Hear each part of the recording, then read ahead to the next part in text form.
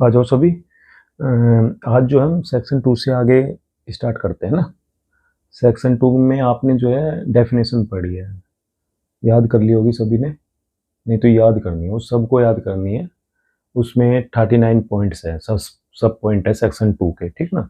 तो 39 के 39 पॉइंट आपको एक चैनल जो है, आप एक चैन मेथड या लिंक करके उनको याद कर सकते हो, ठीक है ना। अब हम सेक्शन 3 पढ़ेंगे, ठीक है ना।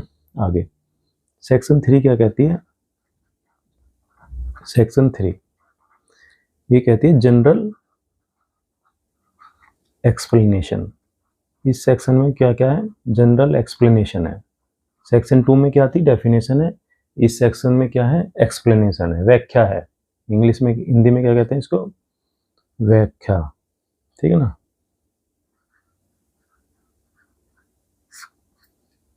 सामान्य व्याख्या, ठीक है। तो इसमें क्या है सेक्शन 3 में? वैसे तो इसमें इम्पोर्टेंट सिर्फ दो ही पॉइंट है, एक तो सेक्शन 3 का 3 और एक सेक्शन 3 का 5। लेकिन हम एक बार सारे पॉइंट पढ़ लेते थोड़े थोड़े करके, मतलब जो जो थोड़े से और पता होने चाहिए मतलब आपको। तो सेक्शन 3 का जो 1 है वो क्या कहता है? वो ये कहता है कि जितने भी आपके जनरल एक्सप्रेशन है, जनरल एक्सप्रेशन क्या होता है? एक्सप्रेशन क्या होता है? अभिव्यक्ति, ठीक है। अच्छा, और जितनी भी आपकी डेफिनेशन है, ठीक है, और जितने भी आपके एक्सेप्शन है, जनरल एक्सेप्शन, आगे पढ़ेंगे हम ये एक्सेप्शन। ये पूरा एक चैप्टर है जनरल एक्सेप्शन का। चैप्टर जो इससे अगला चैप्टर है 3, वो है 2 के बाद, ठीक है। अच्छा, general expression, definition, general exception. तो ये जो 3 का 1 है, ये केवल एक बात कह रहा है कि जहां भी हमने ये सारी डेफिनेशन पढ़ ली, उनको एक बार जहां डिफाइन कर दिया वो वैसे ही समझी जाएगी। अगर आगे मान लो चाइल्ड बता दिया, चाइल्ड कहाँ पर है भाई? चाइल्ड है 2 की 3 में, क्या है? चाइल्ड, ठीक है। एक बार यहाँ पे हमने इसको बता दिया कि जो चाइल्ड है वो 18 ईयर से बिलो है। तो अब पूरे बीएनएस में कहीं भी अगर चाइल्ड वर्ड आता है तो ये ही समझा जाएगा कि वो 18 साल से नीचे है, उसको बार बार डिफाइन करने की जरूरत नहीं है। जनरल एक्सप्रेशन का एक एग्जांपल ले लो, ये तो हमने डेफिनेशन का ले लिया, एक जनरल एक्सप्रेशन का ले लो। मान लो एक बार हमने रोबरी बता दिया कहीं पर कि रोबरी कम मानी जाएगी, तो अब कहीं भी अगर आपके पूरे बीएनएस में कहीं भी शब्द आएगा रोबरी, तो यही समझा जाएगा, जो एक बार रोबरी जहाँ पे बता रखी है वो ही समझा जाएगा कि रोबरी यही होती है, ठीक है ना। अच्छा, अभी तक आपने जो सेक्शन 2 पढ़ी होगी वो आपको बुक में से समझ में आ जाएगी, लेकिन आगे की जो भी सेक्शन होगी ना, वो बुक की लैंग्वेज में आपको बिल्कुल भी समझ में नहीं आएगी, ठीक है ना। उसके बाद अब हम आते हैं 3 की 1 हो गई, ठीक है। इसमें जो भी डेफिनेशन है, जो भी जनरल एक्सेप्शन है, जो भी इसमें एक्सप्रेशन है, वो सारे ऐसे ही समझे जाएंगे जैसे, अगर उनका कहीं भी कोई बात आती है तो वो ऐसे समझे जाएंगे जैसे उनको शुरू में बता रखा है, ठीक है ना। अब आते हैं सेक्शन 2, ठीक है ना। सेक्शन 2 भी यही कहती है। हाँ, सेक्शन 2 जो है इसकी, ये 3 में तो ये दोनों चीजें हैं और 2 में डेफिनेशन है, ठीक है ना। ये अब आते हैं सेक्शन 3 की 3 में, ठीक है। सेक्शन देखो, सेक्शन 3 की 1 में जनरल एक्सप्रेशन और जनरल एक्सेप्शन है, और सेक्शन 3 की 2 में डेफिनेशन है, ठीक है ना। जनरल एक्सप्रेशन रोबरी और जनरल एक्सेप्शन जो अपवाद है वो हम आगे पढ़ेंगे, आपको पता चल जाएगा अपवाद क्या होते हैं, ये आपको आगे पता चल जाएगा। तो ये दोनों चीज़ें जो हैं वो 3 की 1 में है और डेफिनेशन जो है 3 की 2 में है। और अब ये तो एक एग्जांपल देके मैंने बताया था, ठीक है। अब हम जो है 3 की 3 पढ़ेंगे। इसमें क्या है देखो, इसमें जो आप पढ़ोगे उसमें लिखा हुआ मिलेगा आपकी बुक में, property in the possession of, क्या होता है पोसेशन? कब्जा। In the possession of a person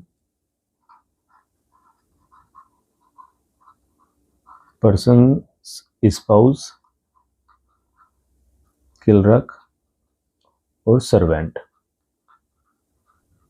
ठीक है, तो ये क्या कहना चाह रहा है, ये देखो, ये कहना चाह रहा है कि मान लो आपने अपने जो नौकर है उसको 10,000 रुपये दिए, तो या फिर आपने उसको अपनी गाड़ी दी, ठीक है, और वो लेके कहीं गायब हो गया, और या फिर अपना हक जताने लगा कि ये तो मेरी है, मुझे तो मालिक ने दी है, तो ऐसा नहीं माना जाएगा, ठीक है ना। उस पर जो है हक मालिक का ही माना जाएगा। उसने भले ही अपने नौकर को दे दिया हो, अपने किलरक को दे दिया हो, या अपने स्पाउस को दे दिया हो।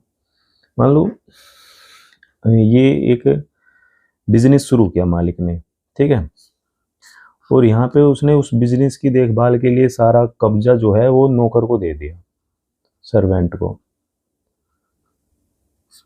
तो सर्वेंट को देने से ये नहीं होगा कि ये सर्वेंट का हो गया, सर्वेंट बोले कि ये तो मेरा है, मैं कर रहा हूँ सब कुछ, वो नहीं है। जो इसका बिजनेस है वो मालिक की संपत्ति ही समझा जाएगा, ठीक है ना।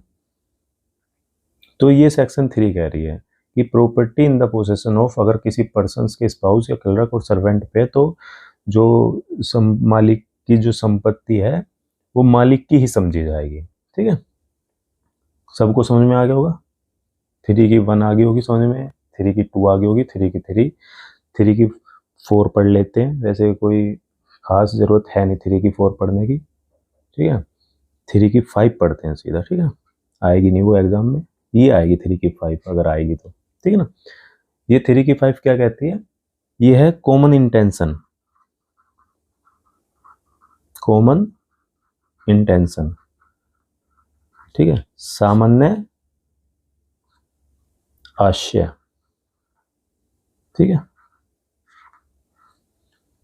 अच्छा, कॉमन इंटेंशन, सामान्य आशय, ठीक है, ये जो है आपको कंफ्यूज करेगी। एक सेक्शन है 190 बीएनएस में, ये क्या है, क्या है ये है कॉमन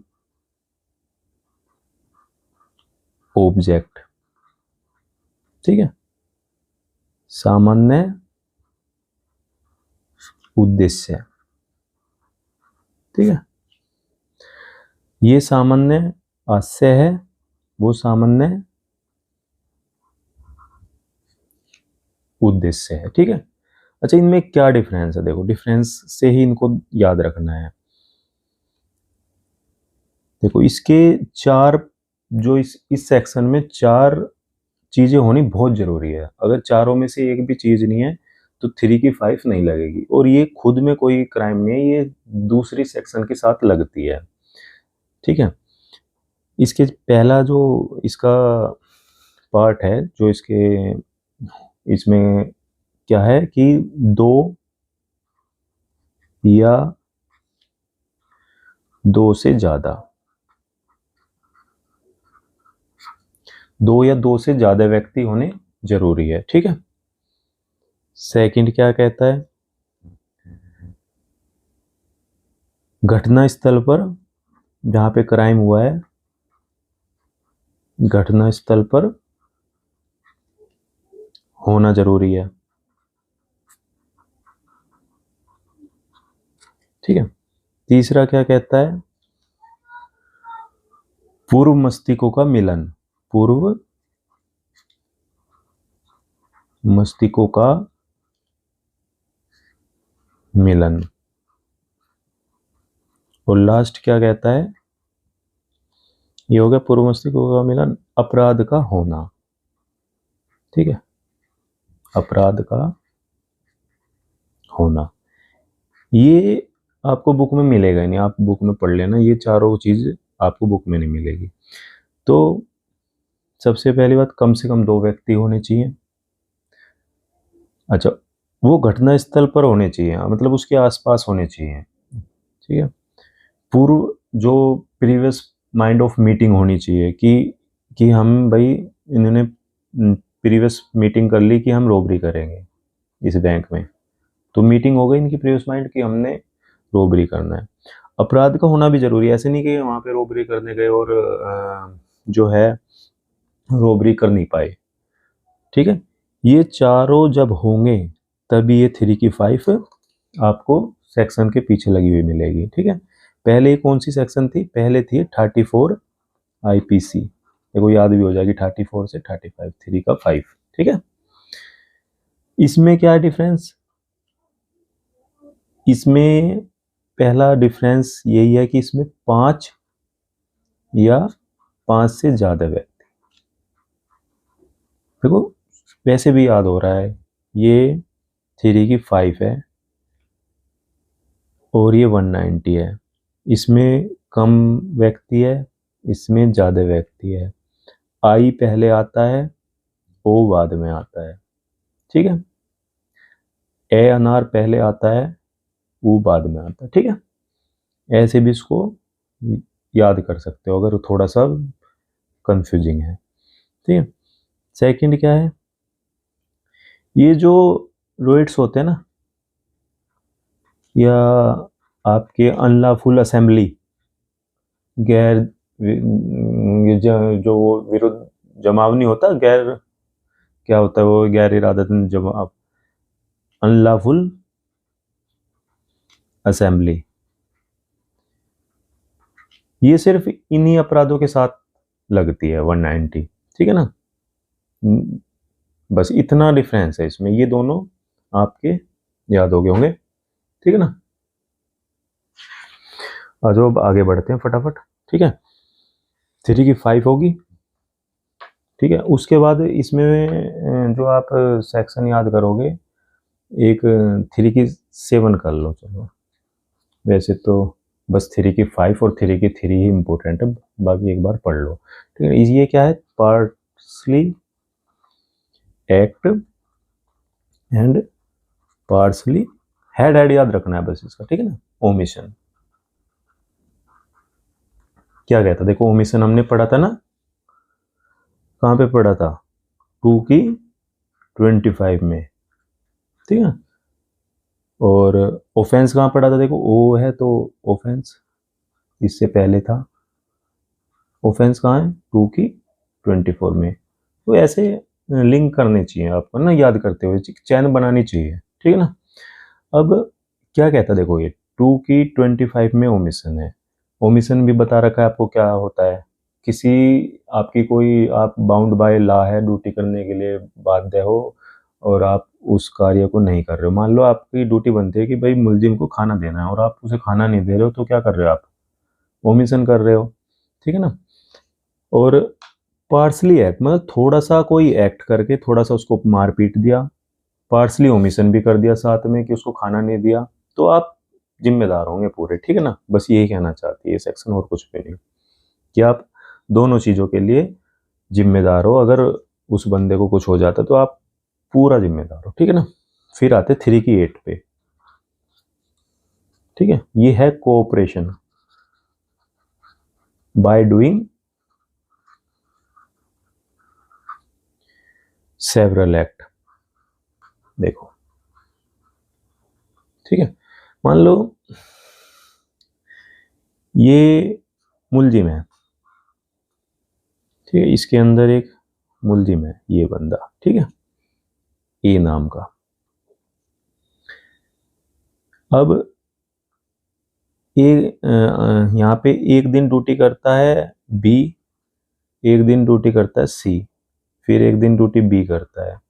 अब ना तो बी इसको खाना देता, ना इसको सी खाना देता, फिर दोबारा बी की ड्यूटी आती, ना बी इसको खाना देता, फिर सी की ड्यूटी आती, ना ही वो इसको खाना देता, फिर दोबारा बी की ड्यूटी आती है और ये बंदा मर जाता है। ठीक है, तो अब सी ये कहेगा जी मेरी ड्यूटी में तो नहीं मरा, बी की ड्यूटी में मरा है ये, तो बी इसके लिए जिम्मेदार है। तो ये सेक्शन यही कहती है कि भाई इसके लिए सी भी इतना ही जिम्मेदार है जितना बी जिम्मेदार है। ठीक है, बस इतना इसमें याद करना 3 के 8 में। ठीक है, तो अच्छा हम जो है एक बार आगे जो है ना हम पढ़ेंगे चैप्टर 2 की, कोर्स में तो नहीं है ये चैप्टर 2 आपका। देखो चैप्टर 1 में जो है, चैप्टर 1 में जो है 3 सेक्शन थी, 1 2 3। 2 में डेफिनेशन थी, 3 में जनरल एक्सप्लेनेशन थे। 2 हमने पहले पढ़ ली थी, आज हमने 3 भी पढ़ ली, ठीक है। अब चैप्टर 2 आता है। चैप्टर 2 में कहाँ से कहाँ तक सेक्शन है? 3 तक तो यहाँ है, 4 से लेके 13 तक। तो हम इसके सिर्फ 2 सेक्शन पढ़ेंगे, एक 4 और एक 13। ये कोर्स में तो नहीं है लेकिन कई बार इसमें क्वेश्चन आ जाता है, ठीक है ना। तो जो सेक्शन 4 है इसमें टाइप ऑफ दंड दिए गए हैं, पनिशमेंट दी गई है, टाइप ऑफ पनिशमेंट, ठीक है ना। तो कितने प्रकार के दंड है? तो टोटल जो है आपके दंड 6 प्रकार के हैं। तो पहला जो है उसमें है मृत्युदंड। सबको पता होगा मृत्युदंड, ठीक है, डेथ, ठीक है। सेकंड जो है वो है life imprisonment. Life imprisonment, LI सुना भी होगा आपने, इम्प्रिजमेंट, ठीक है, यानी कि ताउम्र भी कह देते हैं, ताउम्र, ठीक है ना, पूरी जिंदगी जेल में, ठीक है। तीसरी सजा है रिगोरस इम्प्रिजमेंट, ठीक है, और सिंपल इसी के पार्ट है, मतलब ये सिंपल इम्प्रिजमेंट, ठीक है। अब इसमें क्या है कि 7 साल की कठोर कारावास या 7 वर्ष की साधारण कारावास, ठीक है ना। तो इनमें से कोई सी भी मिल जाती है, 7 की, 8 की, 10 की, 12 की, मतलब कितनी भी, वो जज के ऊपर डिपेंड करता है कि कितने की देनी है। तीसरी ये सजा होगी, ठीक है। फोर्थ है फॉर फ्यूचर ऑफ प्रॉपर्टी। क्या होता है फॉर फ्यूचर ऑफ प्रॉपर्टी? पता है किसी को? कुर्की, कुर्की तो सुना होगा कि उसकी संपत्ति को, जितनी भी संपत्ति, अगर वो नहीं आ रहा कोर्ट में नहीं आ रहा है, वारंट जारी हुआ नहीं आ रहा, तो उसकी जो है संपत्ति की कुर्की कर लेते हैं, ठीक है। आगे पढ़ेंगे वो, हम BNSS में पढ़ेंगे। तो कुर्की वाली सजा, ठीक है ना, उसकी संपत्ति। 5वीं फाइन, ठीक है। इस सेक्शन को हम क्यों पढ़ रहे हैं पता है? पहले इसमें सिर्फ 5 थी फाइन, यहां तक थी बस। अब जब ये नया BNS आया है तो इसमें एक 6 और ऐड हुई है, ठीक है। वो क्या है? Community service. और पिछली जो पेपर हुआ था उसमें इस पे क्वेश्चन आया भी था कम्युनिटी सर्विस के ऊपर, और ये दोबारा भी इसके ऊपर क्वेश्चन आएगा ही आएगा पक्का, ठीक है। क्या होती है कम्युनिटी सर्विस, पता है किसी को? देखो, समाज की सेवा करके अपनी गलती का प्रायश्चित करना, ठीक है, अपनी गलती की भूल को स्वीकार करना। तो एक फिल्म भी आई थी आमिर खान की, सितारे जमीन पर। तो उसमें आमिर खान जो है ड्रंकन होता है, उसमें नशे में गाड़ी चला रहा होता है और एक्सीडेंट हो जाता है। तो उसमें फिर कोर्ट जो उसको सजा देता है कि आप जो है किसी जो डिफरेंटली एबल बच्चे होते हैं उनको जो है वॉलीबॉल का कोच लगाता है, ठीक है ना, वॉलीबॉल का कोच नियुक्त करता है कि आप इनको 2 महीने कोचिंग दोगे, ठीक है। तो ये कुछ भी दे सकते हैं, वो कोर्ट के ऊपर डिपेंड होता है कि वो क्या सजा देना चाहता है। सामाजिक संस्था में सहयोग, अस्पताल, वृद्धाश्रम, स्कूल, सड़क सफाई, कहीं पर भी जिसमें समुदाय को लाभ हो, ठीक है ना, और सेवा जो है फ्री में देगा, ठीक है। इसमें ये इसके नाम से पता चल रहा है सिंपल, तो आपको कुछ याद करने की जरूरत भी नहीं है, ठीक है ना। अब हम सेक्शन जो इसकी जो सबसे लास्ट की सेक्शन है वो पढ़ेंगे, क्या है? 13 नंबर, ठीक है ना। सेक्शन 4 होगी और 13। इसमें कुछ नहीं है, बस इसका हेड याद रखना, इनहांस पनिशमेंट, इनहांस पनिशमेंट, बस ये आ जाता है कि वर्धित बढ़ी हुई सजा जो है वो कौन सी सेक्शन में डिफाइन है। तो 13 में। जो मैं ये आपको बता रहा हूँ ये सिर्फ हेड बेसिस पे ही आएंगे, अगर आएंगे तो, नहीं तो बिल्कुल आएंगे नहीं, ठीक है ना। तो इनमें बिल्कुल डीपली नहीं जाना, जितना मैं बता रहा हूँ बस उतना ही पढ़ना है, बाकी फालतू नहीं पढ़ना है, ठीक है ना। नहीं तो बहुत सारा सिलेबस हो जाएगा, वो आप फिर समझ में नहीं पाओगे। और जहाँ ज़्यादा पढ़ना होगा जिस सेक्शन को उसमें ज़्यादा पढ़ेंगे, ठीक है ना। तो हमने अभी तक जो है सेक्शन 3 होगी, ठीक है, और सेक्शन 4 होगी और 13 होगी। अब हम अपने अगले चैप्टर पर पढ़ते हैं, चैप्टर 3, ठीक है, चैप्टर 3, ठीक है। 1 हमारा पूरा हो गया, 2 हमारे कोर्स में नहीं था, लेकिन हमने उसमें कम्युनिटी सर्विस और सजा देख ली कितने प्रकार की होती है, ठीक। अब चैप्टर 3 पढ़ेंगे और ये बढ़िया चैप्टर है और इसमें आपको बहुत कुछ सीखने को भी मिलेगा। ये है जनरल एक्सेप्शन, ठीक है, जो 3 की 1 में हमने पढ़ा था, जनरल एक्सेप्शन और जनरल एक्सप्रेशन, दोनों क्या क्या पढ़ा था, जनरल एक्सेप्शन और जनरल एक्सप्रेशन। इसमें क्या है, जनरल एक्सेप्शन है। एक्सेप्शन भाई देखो अपवाद है, ठीक है, यानी कि छूट मिल रही है आपको, क्राइम से बच रहे हो आप, ठीक है ना। तो कहाँ कहाँ आपको छूट मिल सकती है अपराध में, वो इसमें बताया गया है, तो हमें पता होना चाहिए। इसमें सेक्शन जो है वो है 14 से 44 तक, ठीक है। देखो याद भी हो रहा है, 4 है, फिर यहाँ 4 है, 4 है, तो 14 से 44 तक एक हम चैन बनाएंगे, ठीक है ना। और ये बहुत ज़रूरी भी है चैन सिस्टम बनाना, ठीक है। अभी जब हम आगे पढ़ेंगे तो मैं बताऊंगा आपको क्यों ज़रूरी है चैन सिस्टम से, क्योंकि इससे हम एक तो लंबे समय तक याद रख पाते हैं, और एक क्या है कि हम जो एग्जाम में रिकॉल करना होता है ना, वो बहुत जल्दी कर लेते हैं। देखो 2 तरह के बच्चे होते हैं, एक ये है मान लो ए नाम का, एक ये है बी नाम का, ठीक है। अच्छा, इसने क्या किया, इसने अपनी अलमारी में सारे कपड़े ऐसे भर दिए, ऐसे ठूस दिए, कहीं कुछ कभी कुछ कहीं कुछ, ऐसे घेर दिए, ठीक है। और एक ये बच्चा है, इसने अपनी अलमारी में सारे या अपनी चीज़ें जो भी है एक सिस्टमेटिक वे में रखी है, या सिस्टमेटिक वे में ये काम करता है, ऐसे नहीं कि ये एक सिस्टमेटिक वे जो है आपका काम करता है। इसने क्या किया, अपने कपड़े जो है यहाँ पे शुरू में पैंट ऐसे अपनी आराम से रखी है एक डिसिप्लिन में, यहाँ पे अपने लोवर रखे हैं, यहाँ पे अपना जो भी, मतलब इसने सारा जो अपना सामान एक सिस्टमेटिक वे में रखा हुआ है। इसको पता है कि मेरा सामान कहाँ कहाँ क्या रखा हुआ है। अब इसको अगर कुछ भी चीज़ चाहिए तो ये बड़े इजीली इसमें से फाइंड आउट कर सकता है और करेक्ट फाइंड आउट करेगा। अब ये निकालेगा, कभी कुछ निकल के आएगा, कभी कुछ निकल के आएगा, और हो सकता है कंफ्यूजिंग में रहेगा और ये गलत करके ही आएगा, ठीक है ना। अच्छा चलो आगे पढ़ते हैं अब, है ना, जल्दी जल्दी करते हैं थोड़ा सा फिर। अब इसमें 14 सेक्शन पढ़ते हैं, ठीक है ना, 14 से इसको शुरू करते हैं, ठीक है। अच्छा, जो 14 है उसमें क्या बताया गया है, बाउंड बाय लॉ, और ये बिल्कुल भी आपको किताब में कहीं नहीं मिलेगा, ठीक है। Bound by law, mistake of fact. देखो शॉर्ट नोट बनाने हैं, आप इतनी चीज़ें याद नहीं रख पाएंगे, और आपका पेपर ऑब्जेक्टिव है, तो आपको जो है ना एक थ्योरी याद नहीं करनी है, आपको सिर्फ सेक्शन और सेक्शन के अंदर क्या मटेरियल है उसको याद रखना है, और उसके भी शॉर्ट याद रखना है कि 14 कहाँ पे बाउंड बाय लॉ से है, मिस्टेक ऑफ फैक्ट से स्टार्ट है। ये नहीं कि ये इसकी पूरी हेड रट लिया और वो फिर पेपर में आप भूल जा रहे हो। तो देखो क्या कहता है, मैं आपको एक चीज़ बताता हूँ सबसे पहले। देखो इस सेक्शन से पहले एक होता है क्राइम। क्या होता है क्राइम, किसी को पता है क्राइम क्या होता है? Unlawful act.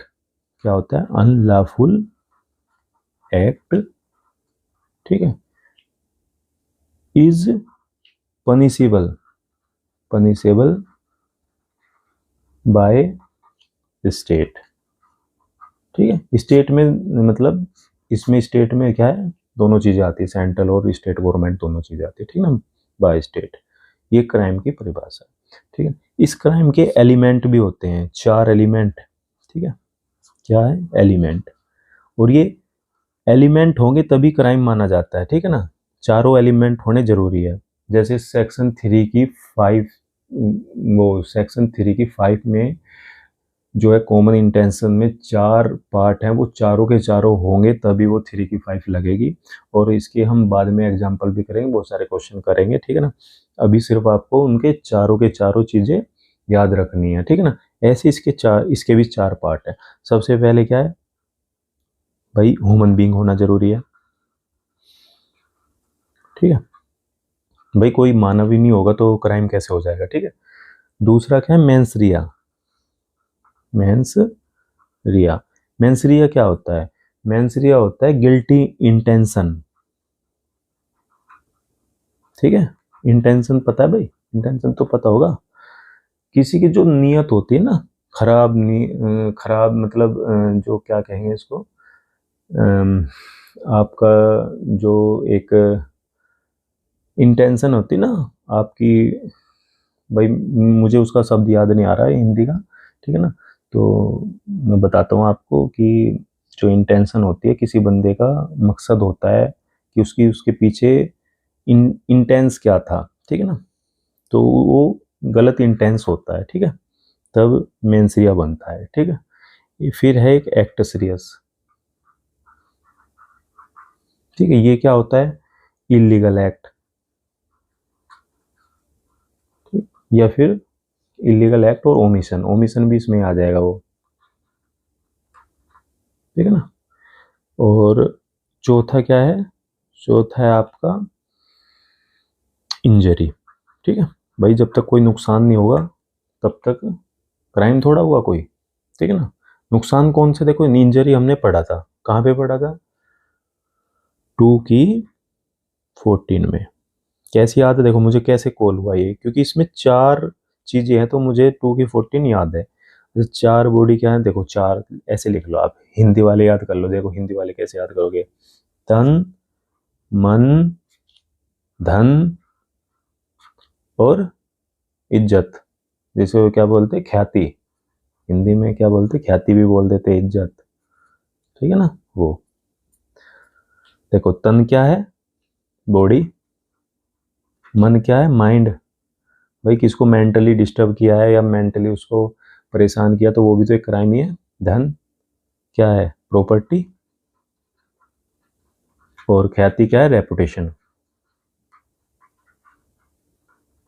ठीक है। तो इसमें जब जनरल एक्सेप्शन में हमें छूट क्यों मिल रही है भाई, ह्यूमन बीइंग भी है, अच्छा एक्टस भी है, इलीगल एक्ट भी हो रहा है और नुकसान भी हो रहा है, लेकिन ये नहीं है एक, ये एक इसकी कमी है, इस वजह से इसमें छूट मिलेगी, ठीक है ना। गिल्टी इंटेंशन नहीं है, ठीक है ना। गिल्टी इंटेंशन आपने पढ़ी होगी, वो नहीं है, मतलब उसकी जो उसका इरादा है, इंटेंशन माने इरादा, इरादा ही है, जो उसका इरादा है वो उस इरादे में उसके क्राइम नहीं छिपा हुआ है, ठीक है। चलो आगे पढ़ते हैं, फिर अपना इस पे आते हैं 14 नंबर पे, bound by law, mistake of fact. अच्छा इसमें हम एक चीज और याद रखेंगे, मिस्टेक ऑफ फैक्ट चल जाएगा, यहाँ छूट मिल जाएगी। अगर ये mistake of fact, mistake of law, ये नहीं चलेगा बिल्कुल भी, कि बंदा बोले कि भाई मुझे लॉ की नॉलेज नहीं थी, मुझे कानून की नॉलेज नहीं थी, वो नहीं चलेगा। मिस्टेक ऑफ फैक्ट चला जाएगा। फैक्ट माने तथ्य,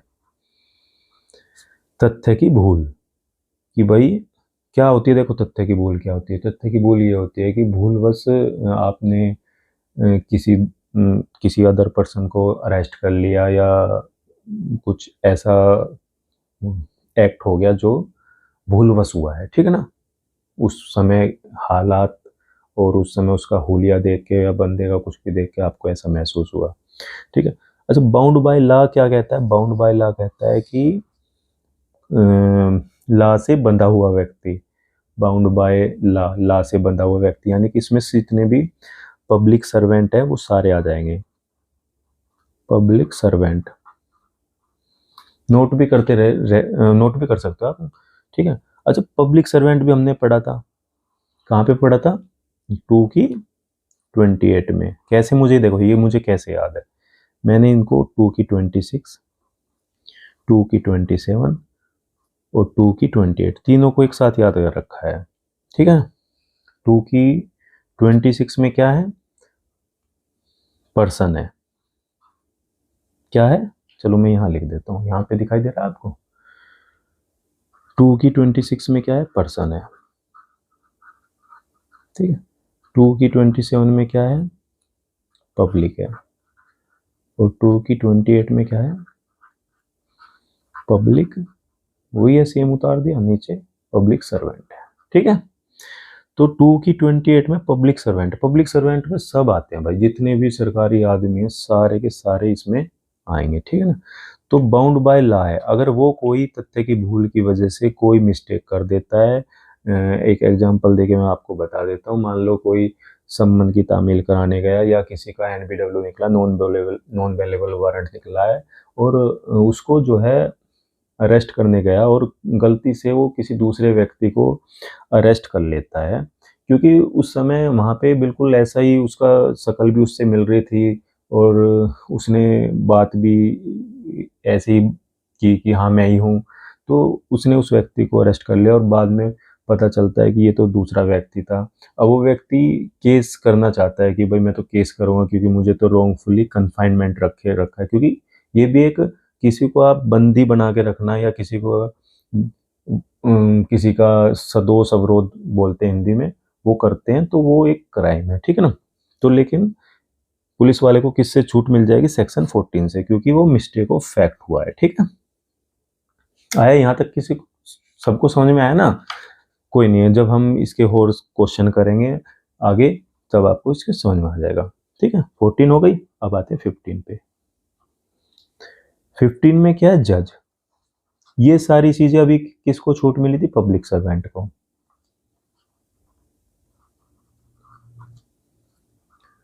क्या था, बाउंड बाय लॉ, लॉ से बंधा हुआ व्यक्ति, ऐसे याद रख सकते हो, उसको छूट मिली थी पब्लिक सर्वेंट को। अब जज को छूट मिली, मान लो जज ने जो सम्मन जारी किया वो गलत आदमी का जारी कर दिया गलती से, तो जज को भी छूट मिलेगी, ठीक है। अब 16, जज के ऑर्डर या कोर्ट के ऑर्डर, जज या कोर्ट के ऑर्डर, उसके अनुसार अगर कोई व्यक्ति काम कर रहा होगा, उसको छूट मिलेगी। देखो इसमें एक क्वेश्चन आता है सीधा, जो जल्लाद होते हैं वो कोर्ट के ऑर्डर से ही तो किसी व्यक्ति को फांसी पे चढ़ाते हैं। तो देखो इसमें चारों 3 एलिमेंट यूज हुए क्राइम के। ह्यूमन बीइंग था, एक्ट मतलब एक्ट सीरियस भी किया, एक्ट सीरियस क्या, अनलॉफुल का वर्क हो रहा है ना, कि भाई किसी को हम मार थोड़ा सकते हैं, लेकिन उसकी जान ली, ठीक है। और क्या था उसमें, इंजरी भी हुई बॉडी की, ठीक है, लेकिन मेन सिर्फ गिल्टी इंटेंशन नहीं थी, वो कोर्ट के आदेश पे काम कर रहा था। तो जो जल्लाद है, क्वेश्चन ये आएगा कि जल्लाद को किस सेक्शन से छूट दी जाती है। तो जल्लाद को जो है सेक्शन 16 से छूट दी जाती है, क्योंकि जो जल्लाद है वो जज के या कोर्ट के ऑर्डर पर काम कर रहा है, ठीक है ना। अब आते हैं सेक्शन 17। सेक्शन 14 की बिल्कुल अपोजिट है। सेक्शन 17 इसमें क्या था, पब्लिक सर्वेंट था, इसमें क्या है, कॉमन पीपल है, यानी कि इसमें बाउंड बाय लॉ था, इसमें क्या है, जस्टिफाइड बाय लॉ, ऐसे लिखा हुआ मिलेगा बस आपको, bound by law, justified by law, आपको समझ में नहीं आएगा। लेकिन इसमें क्या है, वो पब्लिक सर्वेंट नहीं है, नॉर्मल पीपल है, नॉर्मल है मतलब कॉमन मैन है, ठीक है। अब इन चारों की आपको एक चैन बनानी है,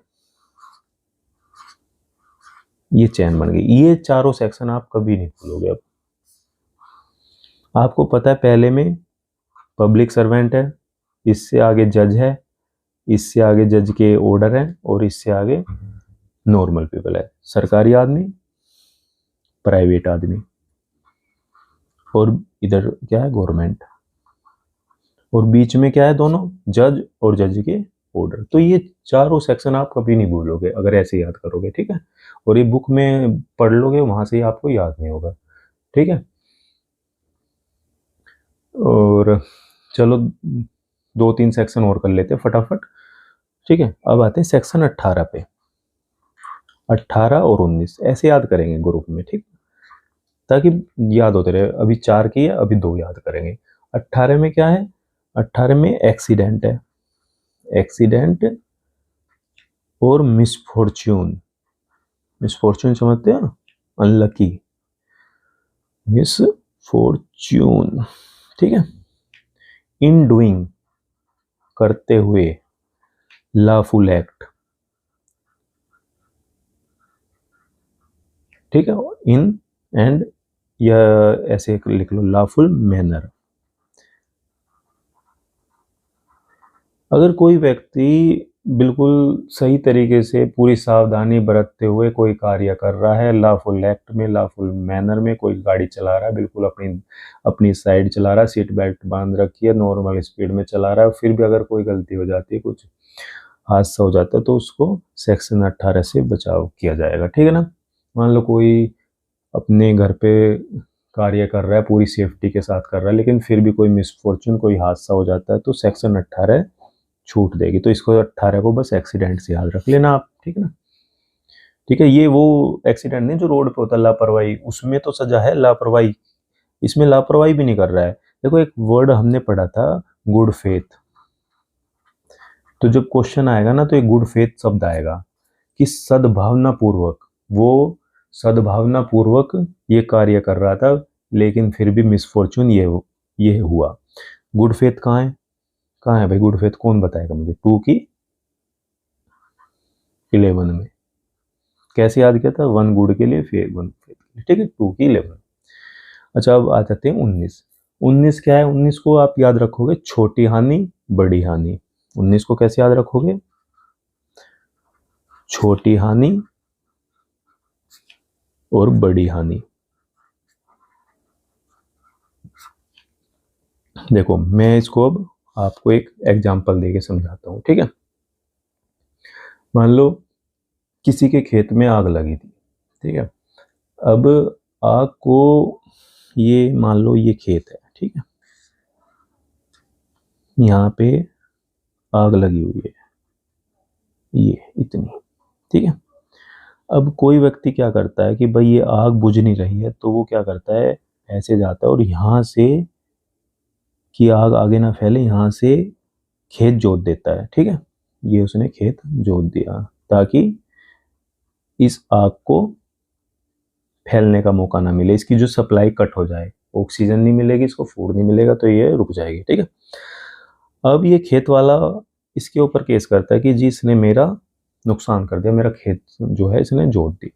तो यहाँ पे क्या, छोटी हानि बड़ी हानि को बचाने के लिए, ये बड़ी हानि बचाने के लिए अगर छोटी हानि करनी पड़ जाए तो वो जो है आपका बचाव करती है सेक्शन। मान लो ये बस है, ये जा रही है, ठीक है, ये ड्राइवर है यहाँ पे। अब क्या हुआ कि इसके ब्रेक फेल हो गए, ठीक है, और इधर इधर एक आदमी चल रहा है, इधर 10 आदमी चल रहे हैं, ठीक है। अब इनको बचाने के चक्कर में इसने इधर मोड़ दी गाड़ी अपनी, ठीक है, ये आदमी मर गया। तो इसको किस सेक्शन से बचाव होगा, 19 सेक्शन से। इसने बड़ी हानि बचाने के लिए, इसकी कोई गलती नहीं है, ये फुल सद्भावना पूर्वक सारा काम किया है इसने, अपना गाड़ी ले जाने से पहले सब चेक किया है, उसकी इंस्पेक्शन किया, सब कुछ किया, ठीक है ना। लेकिन फिर भी अगर कोई हादसा हो जाता है तो इस सेक्शन से इसका बचाव होगा। एक सेक्शन और कर लेते हैं बस लास्ट, फिर बाकी सेक्शन इससे आगे करेंगे, वीडियो लंबी हो जाएगी, ठीक है ना। सेक्शन 20 और कर लेते हैं। देखो 20 क्या कहती है, 20 सेक्शन कहती है 7 साल से कम, 7 साल से कम जो भी बच्चा है, 7 साल से कम उम्र का बच्चा, वो कोई भी अपराध कर दे, वो सजा, मतलब वो अगर कोई भी अपराध कर दे तो वो अपराध नहीं माना जाएगा। तो इसको सिर्फ 7 साल से याद रखना कि 7 साल से कम का बच्चा अगर कोई भी क्राइम कर दे, कुछ भी कर दे, वो अपराध नहीं माना जाएगा, ठीक है। मान लो कोई, ये बच्चा ऊपर खेल रहा था और यहाँ नीचे से कोई व्यक्ति जा रहा था, और ये खेलते खेलते 7 साल से कम का गमला था यहाँ पे, वो गिरा और इसके सिर पर गिर गया और ये व्यक्ति मर गया, तो कोई भी क्राइम नहीं है, ठीक है ना। चलो आज यहीं पे ख़त्म करते हैं, आपने मुझे इतना समय दिया उसके लिए धन्यवाद।